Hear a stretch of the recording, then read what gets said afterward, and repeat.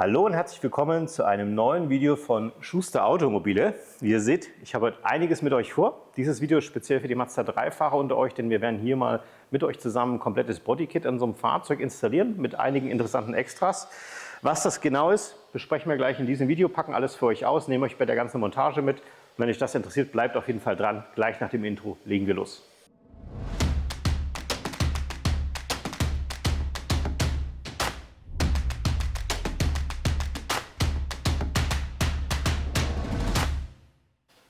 Ja, wie gerade schon angekündigt, nehme ich euch in diesem Video mal mit bei der Montage eines Bodykits für den Mazda 3. Ist ja grundsätzlich schon ein sehr, sehr schickes, zeitloses Auto, aber man kann auch so einem Fahrzeug sich noch ein bisschen eine individuelle Note verschaffen. Und da hatten wir eben auch einen Kunden, der hat uns angeschrieben durch unsere Videos, hat gesagt, hey, ich würde gerne an meinem Fahrzeug einiges machen. Er hatte Interesse an dem Original Bodykit von Mazda. Das ist auch das, was wir heute euch zeigen werden, inklusive allen Extras, die man so bestellen kann.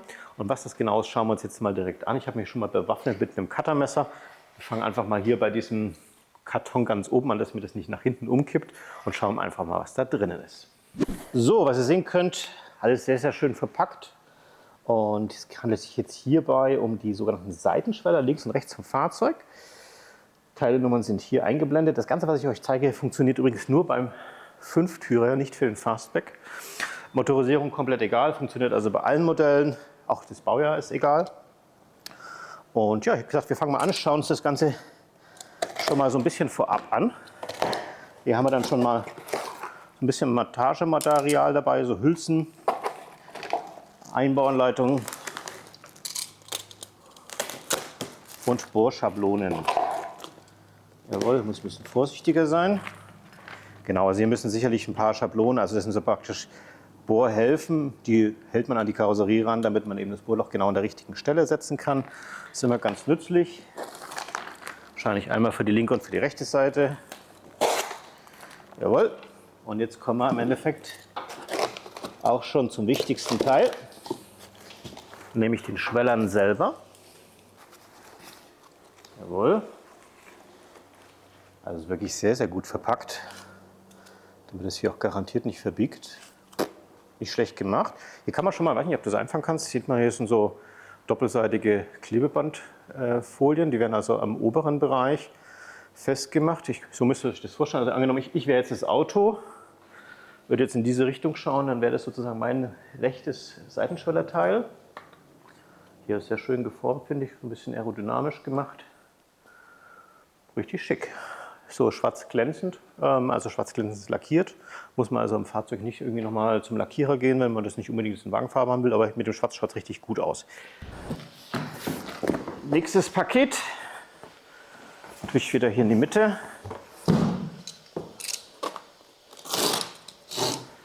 So, was haben wir denn hier Schönes?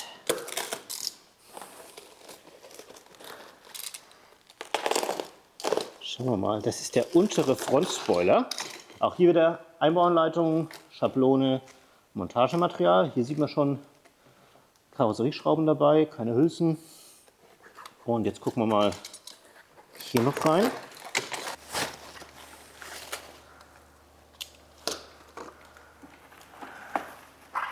So, also ich halte das mal jetzt so ein bisschen hin, wie es am Auto montiert werden wird. Also ich bin jetzt praktisch das Auto wieder, fahre in Frontrichtung und dann wird das unten unterhalb der Stoßstange montiert werden. Trägt schon ganz ordentlich auf. Das führt natürlich dazu, dass das Auto gleich noch ein bisschen tiefer ausschaut, ein bisschen aggressiver. Richtig schön gemacht, auch top verarbeitet, habe ich vorhin gar nicht dazu gesagt. Also wirklich die Lackierung, habe ich mir schon näher angeschaut, ist wirklich sehr, sehr gut. Keine Läufer, irgendwas drin. Da merkt man einfach, das ist halt Fabrikqualität. Ja, jetzt muss ich das da vorne noch irgendwie hindrapieren für euch. Aber ich sage euch, da kommt man ganz schön ins Schwitzen beim Aufpacken. Insbesondere bei den hochsommerlichen Temperaturen im Moment. Es ist wirklich wahnsinnig warm draußen. Trotzdem, dass hier ein bisschen offen ist, dass die Luft reinkommt. Ist wirklich wahnsinnig warm. Aha, hier haben wir schon die Heckschürze. Die muss mein Kollege, hatte ich schon mal ausgepackt gehabt, weil der Kunde oder weil wir sie uns anschauen wollten. Deswegen ist es nicht ganz so kompliziert zum Auspacken. Also schauen wir uns auch mal an. So, jetzt müsst ihr ein bisschen umdenken. Jetzt bin ich sozusagen die Rückseite vom Auto. nicht die Vorderseite. So wird es ungefähr montiert. Auspuff hier, Auspuff auf der anderen Seite. Kommt also hier anstatt der originalen Verblendung dran. Ist noch mal ein bisschen deutlich tiefer, schaut ein bisschen aggressiver aus. Auch hier mit dem Gitter richtig schön gemacht, finde ich persönlich. Freue ich mich, bin ich richtig gespannt, wie das dann am Auto ausschauen wird. Alles vorbereitet, inklusive PDC-Halter. Also wirklich Plug and Play. Das muss man natürlich dazu sagen, ist der große Vorteil vom Originalzubehör. Kauft mal irgendwas aus dem freien Handel, musste meistens noch ein bisschen schleifen, kleben, schrauben, irgendwas. Das ist hier natürlich wirklich alles ideal vorbereitet. Okay, dann drapiere ich das jetzt noch hinten. So, jetzt haben wir noch was richtig Spannendes. Auspuffanlage. Ihr seht schon, Name Bastuk. Hier ist es zu sehen, ein bisschen verdeckt. Ist tatsächlich Originalzubehör von Mazda. Also Mazda hat eine Kooperation mit Bastuk, wird direkt im Mazda-Zubehör so angeboten. Ist auch ein interessantes Thema. Wir kriegen das immer wieder von euch gefragt. Wie schaut es denn eigentlich aus, wenn ich mir eine Auspuffanlage dran mache, eine Tieferlegung, Thema Garantie und so. Und ich sage mal, ja, Mazda bietet das ja auch im Zubehör an. Solange das nicht extrem ist, also solange da Gutachten dabei sind, schaut das alles gut aus. Wenn es natürlich in Richtung Leistungssteigerung geht, also irgendwie Chip-Tuning, solche Sachen, das könnt ihr gleich vergessen, dann verliert ihr nicht nur die Garantie, sondern habt eventuell noch ein bisschen versicherungsrechtliche und steuerrechtliche Probleme. Aber alles, was so softes Tuning ist, optisches Tuning, Tiefverlegung, Alufelgen, da könnt ihr relativ entspannt sein. So, Auspuffanlage. Freue ich mich drauf, denn tatsächlich der Mazda 3, der klingt schon ganz gut. Insbesondere die neuere Motorisierung mit 2,5 Liter hat einen richtig schönen Klang. Aber man kann da schon noch ein bisschen mehr rauskitzeln. Wir hatten euch auch schon mal ein Video zu dem Thema hochgeladen, wo wir eine Abgasanlage richtig einzeln nochmal getestet haben im Detail. Verlinke ich euch einfach mal da oben. Schaut euch das gerne auch nochmal in Ruhe an, was man aus so einem Serienmotor rausholen kann und das alles mit TÜV und ABE. Ja, jetzt schauen wir uns das Ganze hier mal an. So, Edelstahl-Auspuffanlage. Ich lege es mal hier so ein bisschen drauf, ist recht schwer, Marcel. So, ich packe es mal so ein bisschen aus, dass wir mehr erkennen können.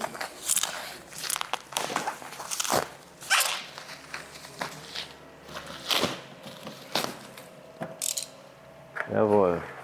Okay. Also ich glaube, man kann sich das schon ganz gut vorstellen. Vom Finish wirklich schön gemacht.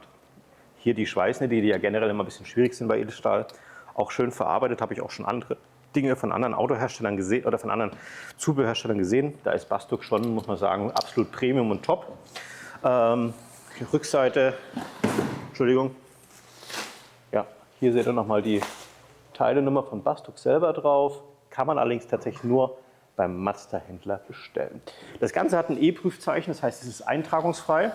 Wird bei Auspuffanlagen auch immer gerne nachgefragt. Die kann also einfach aufs Auto draufgespannt werden, muss nirgendwo eingetragen werden. Jetzt kommen wir natürlich noch zu einem weiteren spannenden Teil, die Endrohre, denn das ist das, was ihr tatsächlich auch sehen könnt. Es soll ja auch optisch schön ausschauen. Die haben sich hier ganz unten versteckt. Werfen wir auch gleich schon mal einen ersten Blick drauf. Auch schön verpackt. So wird es dann am Fahrzeug montiert. Wahrscheinlich gibt es auch ein linkes und rechtes oder sind die symmetrisch? Ne, die haben meines Erachtens hier noch so einen leichten Winkel drin. Also so schaut das dann aus am Fahrzeug. So von der Seite, so von hinten. Hat natürlich noch mal einen etwas größeren Durchmesser als der Originalauspuff und wirkt dann sicherlich in Kombination mit dem schönen Heckdiffusor oder mit dem Heckschürze auch noch mal ein bisschen sportlicher, als wenn man da den Originalauspuff reinbaut. Das Ganze haben wir natürlich zweimal. Haben auch ein E-Prüfzeichen und wird dann hier, ich mache es jetzt mal stellvertretend hier für den einen an dieses Rohr hier angeflanscht. So, genau. Da kann man dann auch schön die Länge einstellen und die Drehung, je nachdem wie der Kunde das eben haben möchte. Die einen mögen es gerne ein bisschen weiter raus, die anderen eher ein bisschen dezenter. Jeder hat so ein bisschen anderen Geschmack, können wir auf jeden Fall an eure Wünsche dann noch anpassen. Letzter Mazda-Karton zum Öffnen. Schauen wir mal, was da noch drin ist. Wir haben jetzt eigentlich schon alles untenrum abgedeckt. Ist wahrscheinlich obenrum noch was dabei.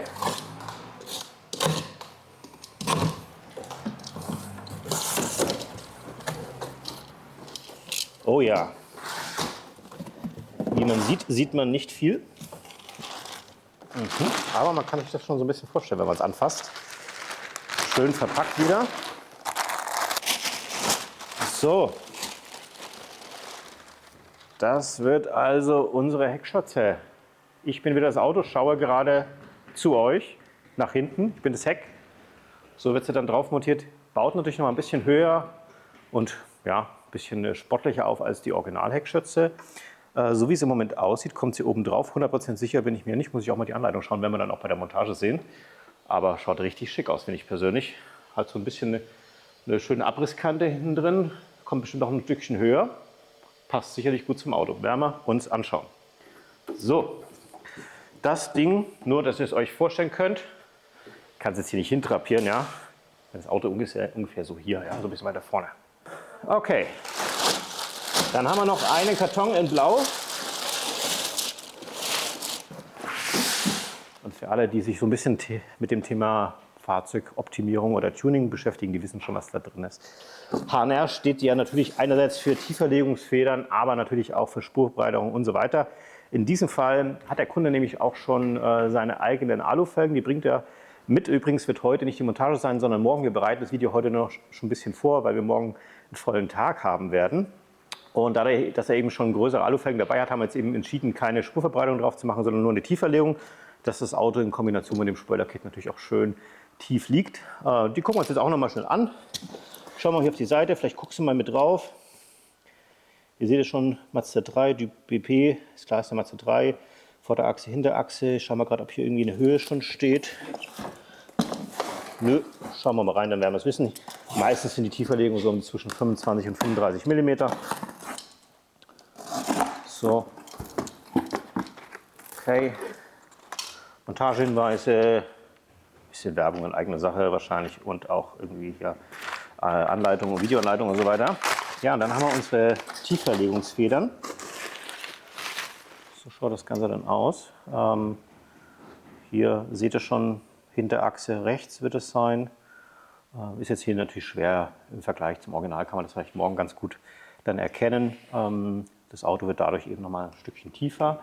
Viele Kunden fragen uns immer nach, ja, wie ist das denn vom Fahrkomfort? Wird das Auto dann sehr, sehr hart? Grundsätzlich ist es so, dass die Federn, wie ihr vielleicht schon von der Wicklung sehen könnt, so eine Art progressiven Teil haben. Das heißt, am Anfang haben wir eher einen etwas weicheren Effekt. Man versucht sozusagen die Original-Federqualität oder die Federkomfort für einen gewissen Bereich beizubehalten. Und sobald das Auto eben dann stärker einfädert, müssen wir ja irgendwie diese geringeren Federweg kompensieren. Also das muss dann irgendwie straffer werden. Aber man versucht eben im Alltag den Originalkomfort so lange wie möglich beizubehalten. Ja, ansonsten, wenn ihr eben sagt, Komfort ist für euch das Allerwichtigste, würde ich euch nicht empfehlen, eine Tieferlegung zu nehmen.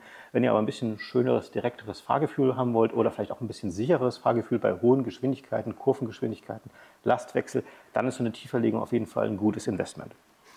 Ja, schauen wir uns mal die anderen Federn noch an. Ihr seht schon, die vorderen sind deutlich größer wie die Hinterachse. Denkt man im ersten Moment gar nicht. Und die Wicklung deutlich größer. Ja, was das dann hinterher bedeutet, hängt natürlich auch ein bisschen von der Materialstärke und von der Härte ab. Aber die wird auf jeden Fall vorne dran kommen. Haben wir hier noch eine Vorderachse. Die Vorderachse hat also wirklich keinerlei Links- oder Rechts-Kategorisierung. Ist also praktisch links und rechts die gleiche Feder. Okay, die Tieferlegung blende ich euch einfach mal unten ein, wie viele Millimeter das jetzt hier in diesem Fall konkret sind. Wahrscheinlich kommt es dann später aber nochmal im Video zum Tragen.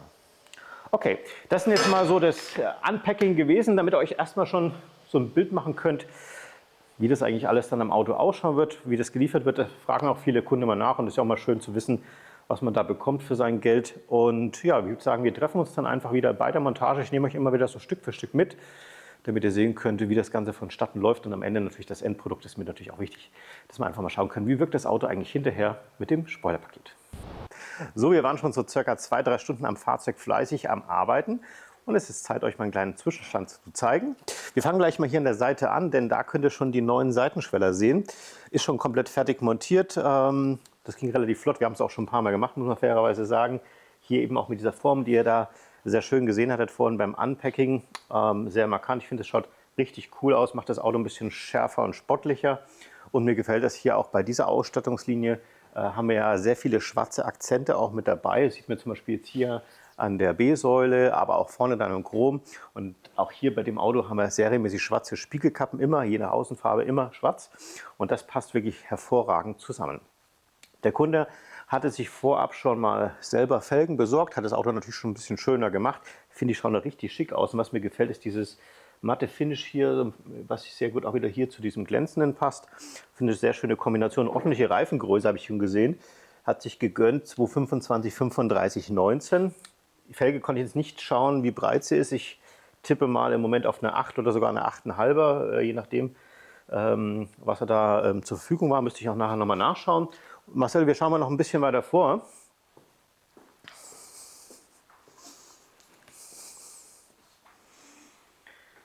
Hier seht ihr auch schon mal die montierte Frontlippe. Das ist wirklich natürlich nochmal ein ganz ordentlicher Aufbau. Hier wird diese Frontlippe ja aufgesteckt auf die Originalkante.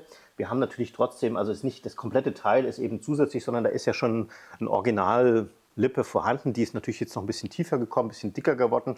Das heißt, es geht ein bisschen weiter raus, es geht ein bisschen weiter runter. Hier in der Mitte ist nochmal so ein Stabilisierungssteg, damit es auch nochmal ein bisschen bulliger ausschaut. Gefällt mir richtig gut. Das Auto kommt dadurch einfach nochmal ein bisschen aggressiver zur Geltung. Und ihr seht schon, auf der rechten Seite haben wir jetzt schon so langsam ein bisschen angefangen mit dem Thema Tiefverlegung. Muss aber noch einiges gemacht werden. Feder raus und so weiter, neu einspannen. Das machen wir dann gleich. Auspuffanlage ist auch schon montiert worden. Allerdings erstmal ohne die Endrohre. Können wir uns aber gerne mal anschauen. Dazu mache ich das Auto mal ein bisschen höher. Fangen wir erstmal bei der Original-Auspuffanlage hin. Die habe ich euch schon mal dahin gelegt. Ihr könnt das ganz gut sehen. Sehr flaches Design. Wir haben auch schon ein paar Mal eine Auspuffanlage für euch zerlegt und auch mal näher angeschaut. Falls euch das übrigens mal interessiert, was hier innen drin in so einer Auspuffanlage ist, verlinke ich euch mal hier oben ein Video. Das sieht man auch nicht alle Tage. Zum Thema Endrohre, das ist, glaube ich, das Interessanteste, denn das kann man ja tatsächlich dann von hinten sehen. Hier ein schöner Vergleich. Als erstes mal hier das Original-Endrohr. Interessant ist auch immer zu wissen, das fällt einem gar nicht so auf. Das ist gar nicht richtig senkrecht montiert, sondern hat eine leichte Drehung, damit es schön an die Heckschütze anpasst. Wir hatten da ja ganz am Anfang mal so ein bisschen drüber gesprochen. Hier seht ihr jetzt noch das neue Endrohr.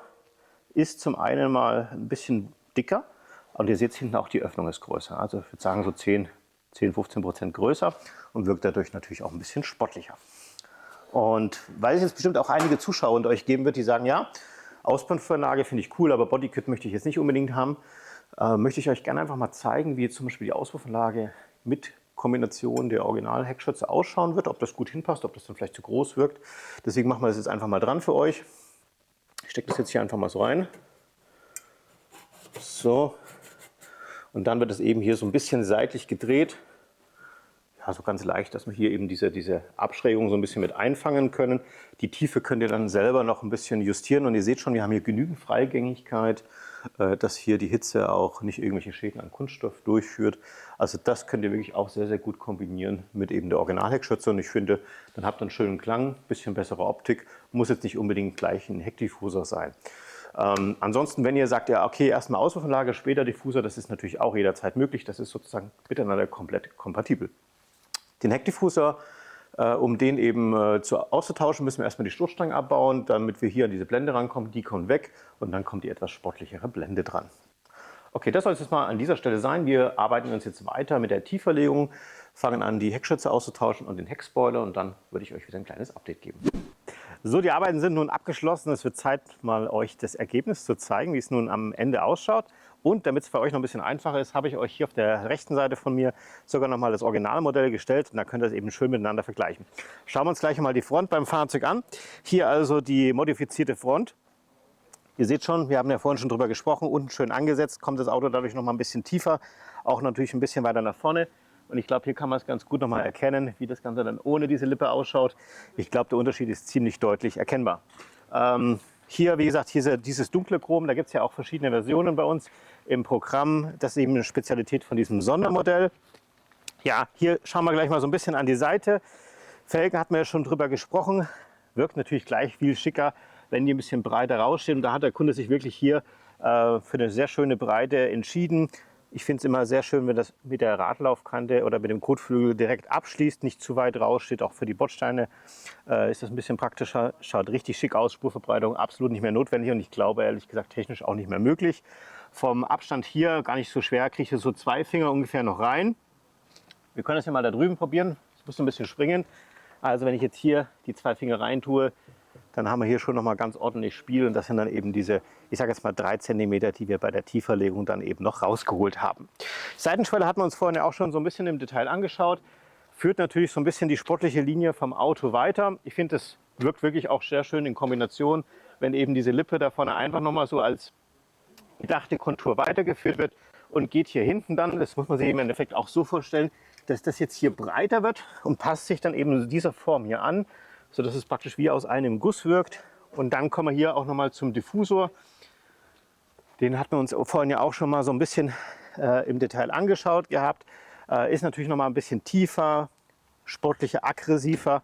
Und auch hier vielleicht mal für euch noch mal ganz interessant der Vergleich zum Original auf der anderen Seite. Kann man es vielleicht noch ganz gut erkennen. Also insbesondere hier in der Nähe der Auspuffblende fällt es ganz gut auf. Während wir hier schon sehr deutlich nach oben gehen, wird das Ganze hier bei dem anderen Zubehör, Diffusor, noch ein bisschen weiter unten weitergeführt und nach hinten, sodass das Ganze noch ein bisschen dynamischer und sportlicher aussieht.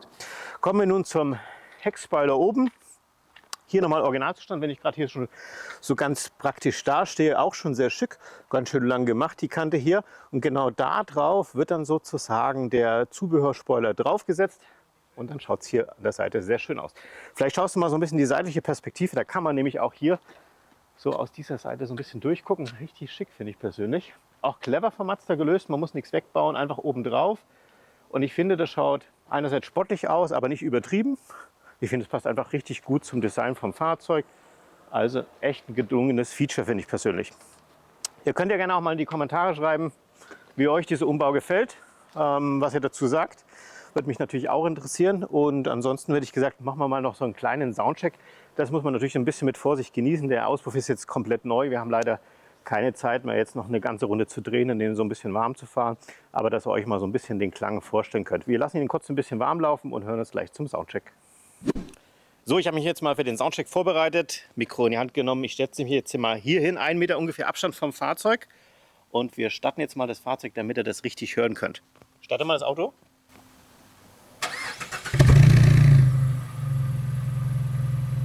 So, ich hoffe, ihr konntet es hören. Es ist ein ziemlich schönes, tiefes Brabbeln, mag ich echt wirklich. Motor war jetzt schon vorgewärmt. Wenn man jetzt einen Kaltstart machen würde, wäre das Ganze noch mal ein bisschen kerniger und sportlicher. Und außerdem musste er sich natürlich erstmal noch so ein bisschen einfahren.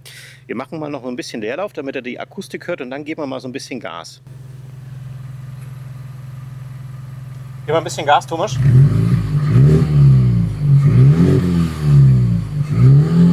bisschen mehr. Nochmal. Jawohl.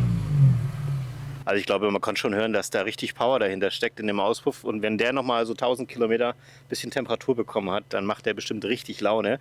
Aber das Ganze kann man natürlich nur vergleichen, wenn wir auch mal das Original hören, damit ihr das so ein bisschen nebeneinander hören könnt. Das machen wir jetzt mal. So, ich habe mir jetzt hier mal den gleichen Motor geschnappt, also 2,5 Liter Motor, damit das wirklich ein ganz, ganz fairer Vergleich ist. Das Fahrzeug hat jetzt schon so, ich glaube, um die 3000 Kilometer, ist also auch schon eingefahren. Und wir werden jetzt genau wie beim Kundenfahrzeug hier mal so einen Start abmachen, damit ihr euch das ein bisschen anhören könnt im Vergleich. Bitte mal starten.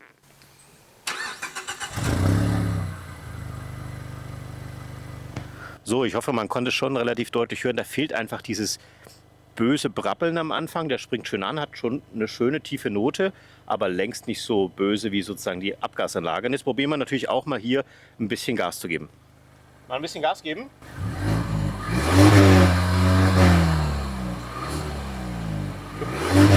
Mal ein bisschen mehr.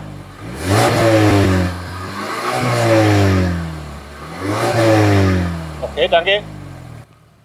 Also ich denke, man konnte schon deutlich hören, wo das andere oder die andere Auspuffanlage richtig schön kernig, böse, dunkel geklungen hat, weil es hier so fast ein bisschen blechern schon, was natürlich eine originale Auspuffanlage schon ab und zu mal an Geräuschen von sich gibt. Also hier, ich finde, richtig, richtig krasser Vergleich. Bin auch gerade schon vorhin mal eine klitzekleine Runde gefahren, weil ich unbedingt wissen wollte, wie er auch im Fahren klingt. Und das, was ich schon am Anfang jetzt gehört habe, obwohl der Motor schon relativ kalt war, klingt wirklich sehr schön. Am Anfang, wenn man Gas gibt, hört man so ein schönes, tiefes Brummen im Fahrzeug, ohne dass es störend wird. Also richtig coole Auspuffanlage, wie ich finde. Könnt auch gerne mal wieder hier in die Kommentare schreiben, was ihr denkt. Denkt ihr vielleicht auch gerade in diesem Moment drüber nach, irgendwie so eine Auspuffanlage für euch zu organisieren? Oder was habt ihr denn vor mit eurem Auto? Möchtet ihr vielleicht auch irgendwas umbauen? Interessiert mich natürlich immer sehr. Habt ihr irgendwelche Fragen zu diesem Umbau, was wir heute euch vorgestellt haben? Schreibt sie wie immer in die Kommentare rein. Oder schickt uns natürlich auch gerne eine E-Mail, wenn ihr gerne ein Angebot für euer Fahrzeug irgendwie haben wollt. Ansonsten freue ich mich natürlich über ein Like von euch, wenn euch das Video gefallen hat. Denkt an das Abo, wenn euch unser Kanal gefällt. Und drückt die Glocke, dann kriegt ihr natürlich immer eine Info, wenn wir ein neues Video hochgeladen haben. Ansonsten bedanke ich mich fürs Zuschauen und wir sehen uns wieder beim nächsten Video.